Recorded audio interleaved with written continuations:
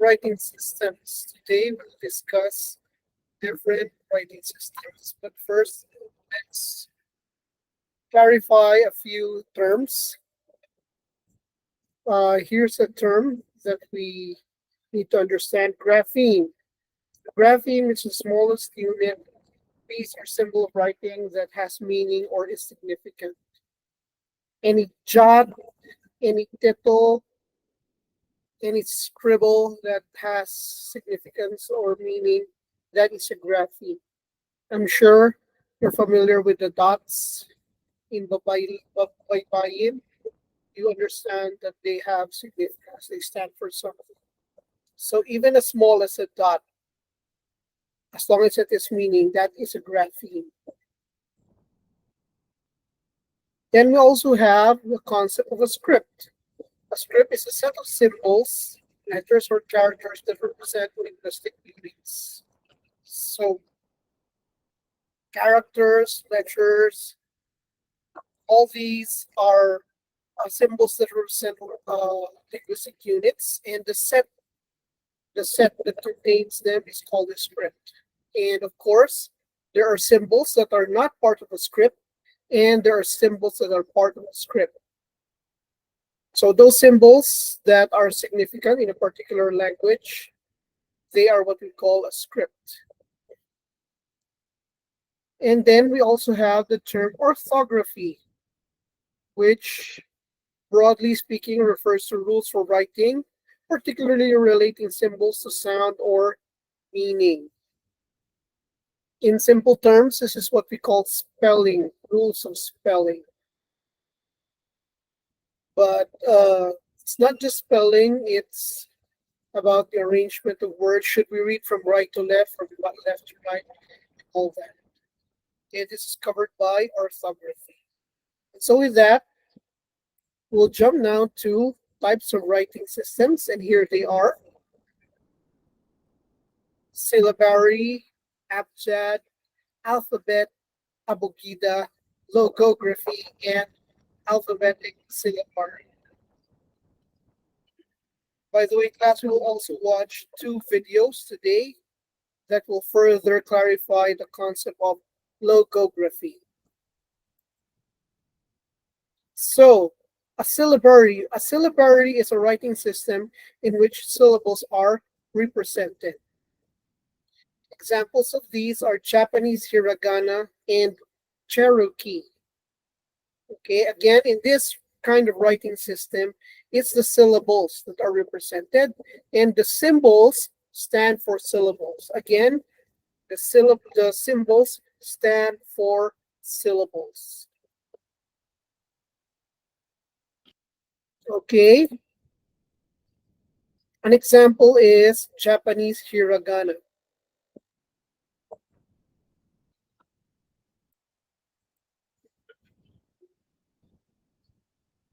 Okay, Japanese hiragana, you could see that the symbols here represent syllables: ka, ki, ku, ke, and ko.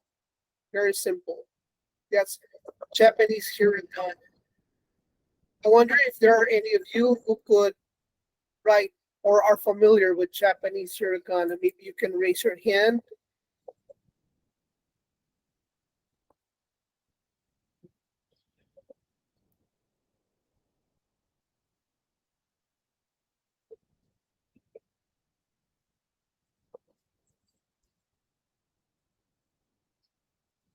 Well, good attempt, Z.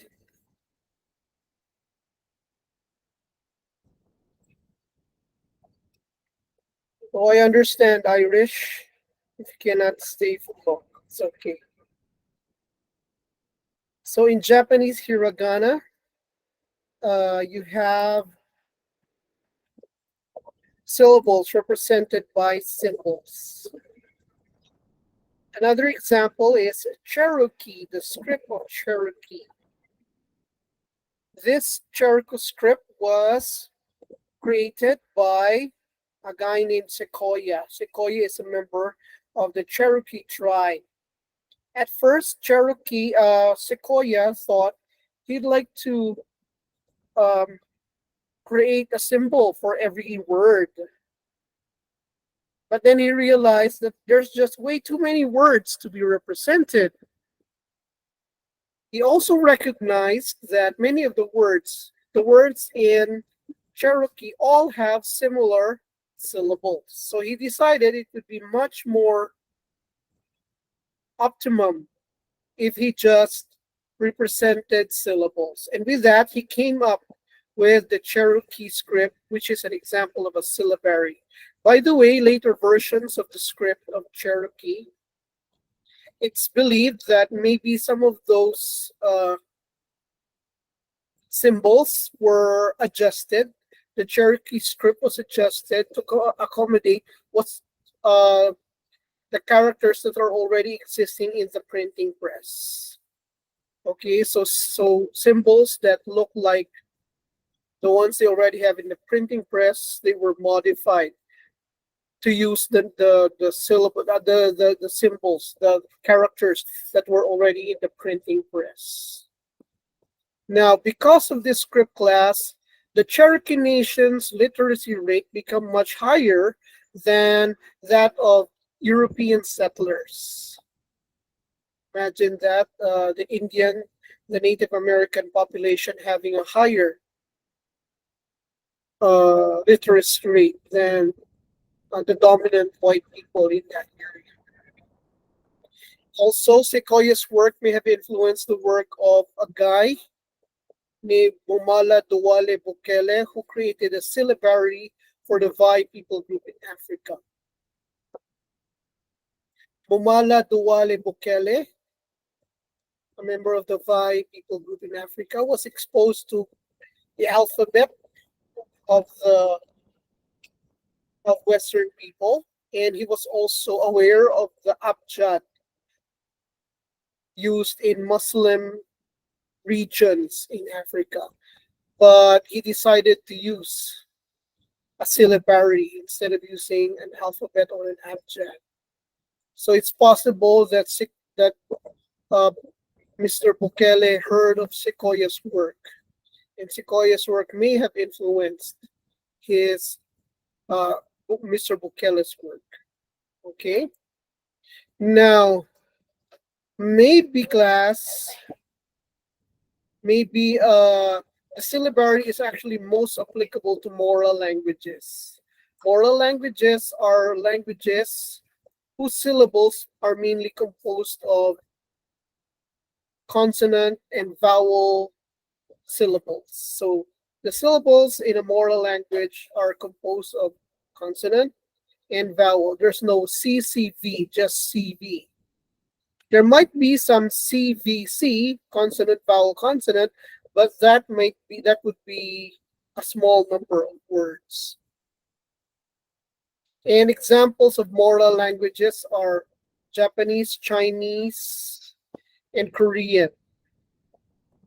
They always have their syllables and their words always end with a vowel. So in fact, it's shown when they borrow words, like when Japanese borrows beef, the word beef, into Japanese, it became bifu. Bifu. For my Korean friend, 3 for him is suri. Suri. So whatever word they borrow into their language, they modify the syllable structure. I think that's the same thing also with Tagalog. Many decades now, we have learned to accommodate consonant clusters. But the syllabary is probably most applicable to what we call Mora languages. So we had syllabaries. We also have the Abjad. In the Abjad, the symbols represent only consonants.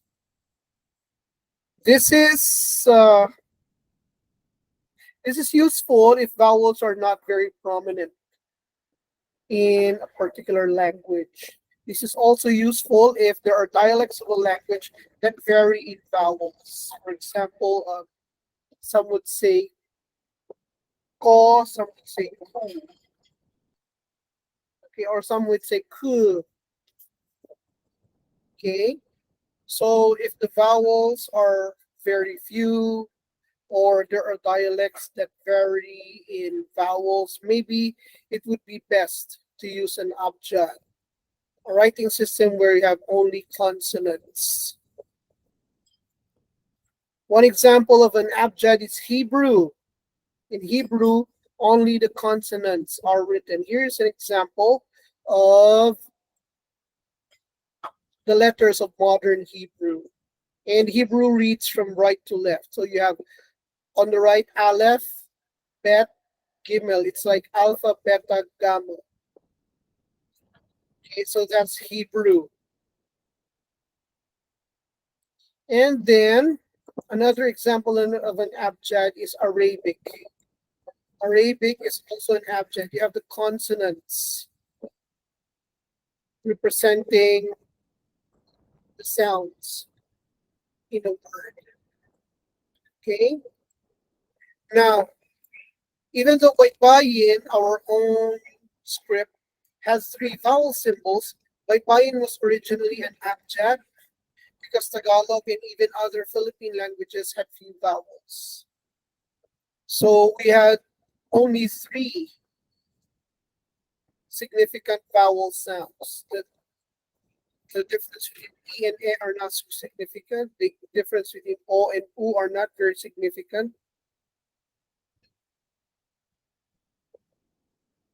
In fact, in Visayan, you have to say la mesa, not mesa, because mesa and misa are indistinguishable in Visayan. So in order to distinguish table from mass, you have to say la mesa or la misa for table.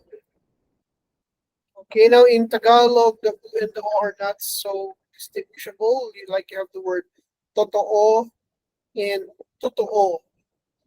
You also have noon and noon. So not so significant. The difference between O and U are significant, especially maybe hundreds of years ago. Okay, the the only minimal pairs I found for O and U are also and uso. But then also is a borrowed word, so it may not have existed hundreds of years ago in Tagalog. So U and O are virtually the same. That's why Baybayin was an abjad because vowels could be easily inferred in Tagalog, just like what we're doing here. Okay? So Baybayin as an abjad, what I'd like you to do is we have three utterances here. I'd like somebody to read for us the first one. What I have in my queue, the first one in my queue is Jan and Nicole. Kumain ka na ba? Thank you very much, Janin. So see, you could easily infer this. In fact, Dr. Joel Malabanan told me texting nowadays among Filipinos is like writing by bayit in the past. Okay, our language was so simple in the past that you could do so without having to write vowels. Okay, how about the second one? What I have here is Graciela, Graciela, Sanka. Sanka. Okay, thank you. Now the third one might be a little bit difficult, but with context you would understand this. Okay, somebody took something from the fridge. Somebody took something from the fridge. Maybe Mark, Rahil would be able to guess. Kumuha ako ng itlog. Thank you very much. Okay, so with context, you would really be able to interpret an abjad. Okay, it's easy to read an abjad, especially when you have context. Okay, thank you very much, everyone. So that's why we say that Baybayin was likely an abjad many years before. Okay, later baybayin became an abugida, when dots were placed along with consonants to indicate or e and o or u. But these were added by the friars, the Spanish friars. Oh, as a trivia class, the book Doctrina Christiana which is said to be the first book published in the Philippines. Doctrina Christiana contained baybayin letters. Okay, Doctrina Christiana contained baybayin letters in the Philippines. Okay, so we said that baybayin became an abugida when dots were placed along with consonants to indicate e or. So what's an abugida?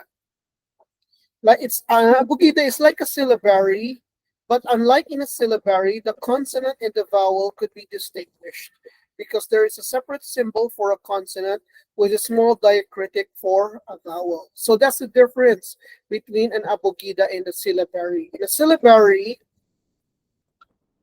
one symbol stands for the entire syllable. So you cannot distinguish the consonant and the vowel because there's no distinction.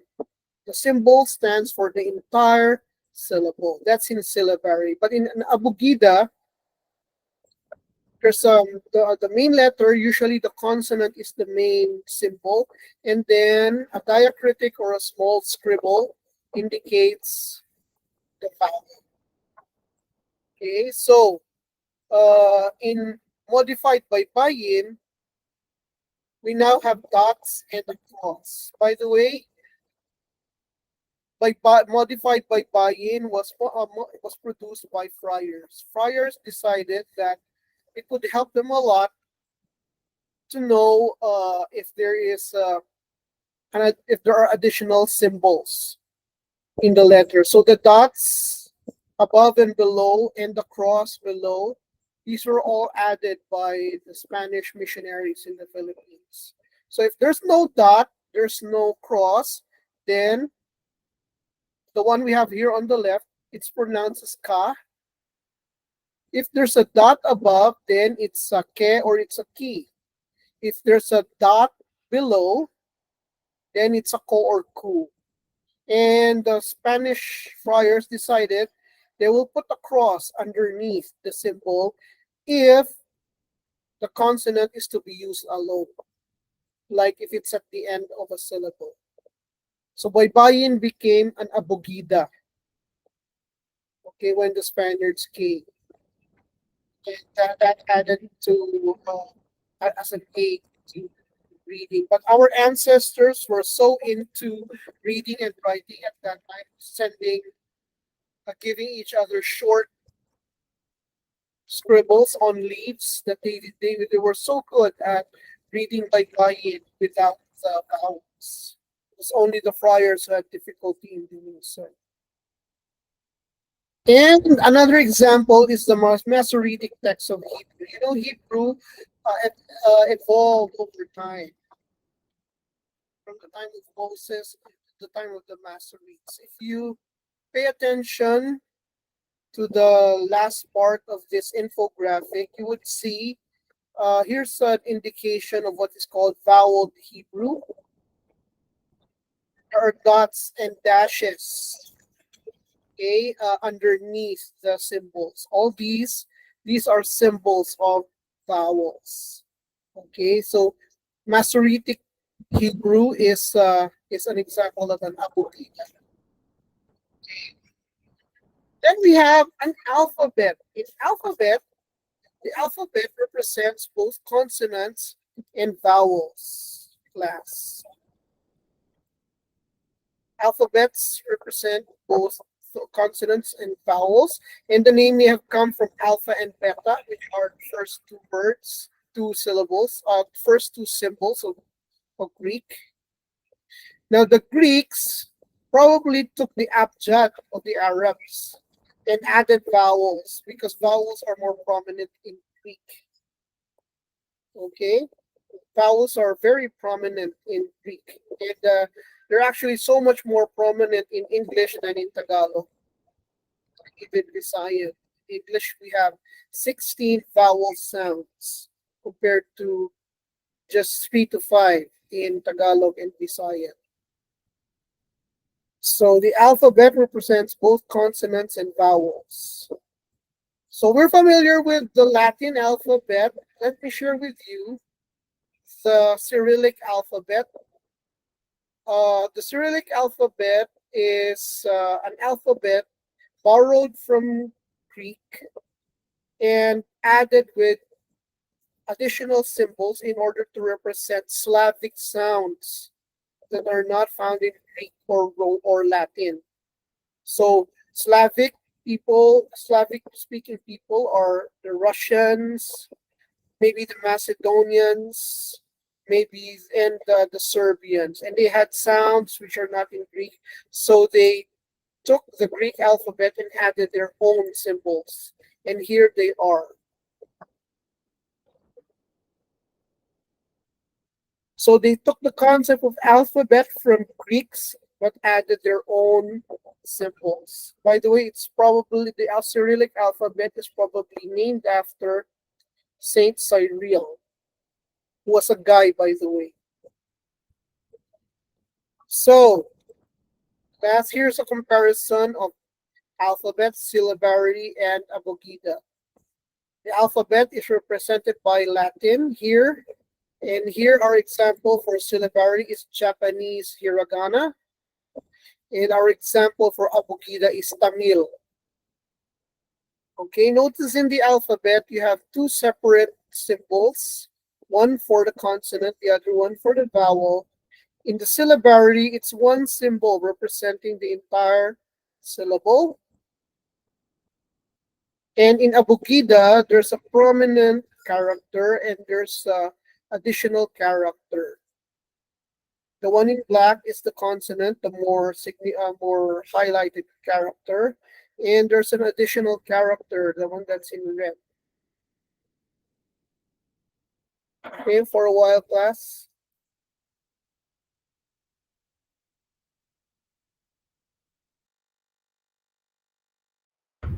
Okay, so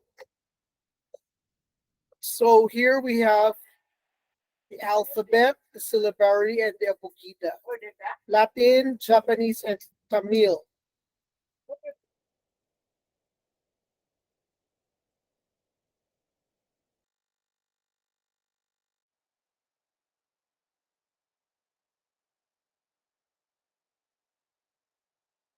So we have the alphabet here. It's the alphabet, the syllabary, and the Abugida representing the same sounds. Ka, ki, ku, ke, ko. Okay. So here are examples of alphabet, syllabary, and Abugida. Okay. And then we have logography, in which a symbol stands for a word or phoneme.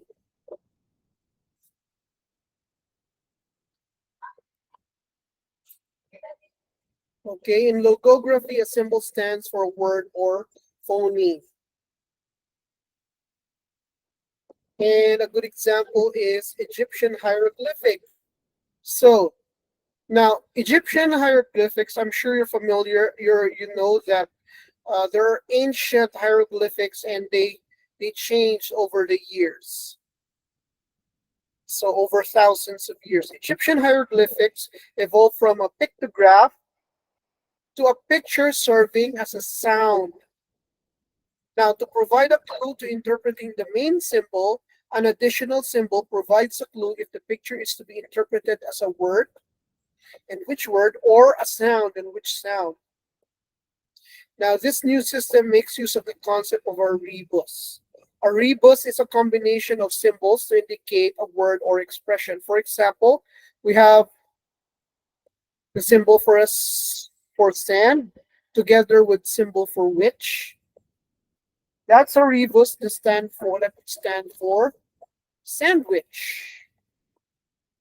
Okay. Now the secondary symbol there is called a determinative or a radical. The secondary symbol is called a determinative or a radical. It's the symbol that provides a clue to how to interpret the main symbol. And we will have an example of that from our videos. So here's an example of a rebus. You have the symbol of a man in Chinese and the symbol of a tree in Chinese. Putting them together, the man's is leaning on the tree. This becomes a rebus for the word rest.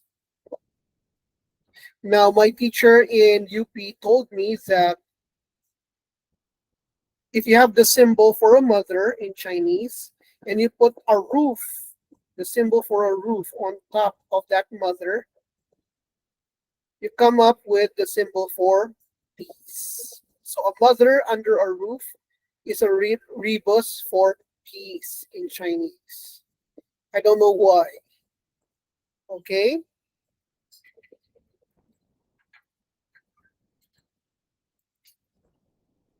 Then we also have another example of logography in the case of cuneiform. Cuneiform is used in Mesopotamia while hieroglyphics were used in Egypt. Notice, class, that cuneiform, kunai meaning wedge. So notice, class, that cuneiform also evolved. 3,200 years before Christ, it was more like picture. And then 1,000 years before Christ, it became more of a symbol. So cuneiform logography also evolved. And finally, class, before we watch the videos, we have what we call an alphabetic syllabary. In an alphabetic syllabary makes use of the advantages of an alphabet, a syllabary, and a logography. The writing system is so smart, it makes use of the concept of the advantages of an alphabet, syllabary, and logography. And a good example is Korean Hangul, which uses phonetics, letters, syllables, and even logographs. That's how smart the Korean alphabet was. It was given by a king. I wonder if any of you could write in Korean Hangul. Anybody? Raise your hand. Si Graciela, okay. If this was face to face, maybe we could even ask you to give an example. Graciela, Joanne, Z, Chris, and Alicia. Those are the names. And Johanna. Those are the hands that I see. Okay. So if that's why I like having face to face classes. You see, we can do so many more things when we are face to face than when we online. But I guess you have your own reasons for choosing online class. Okay, so let me stop presenting, stop recording,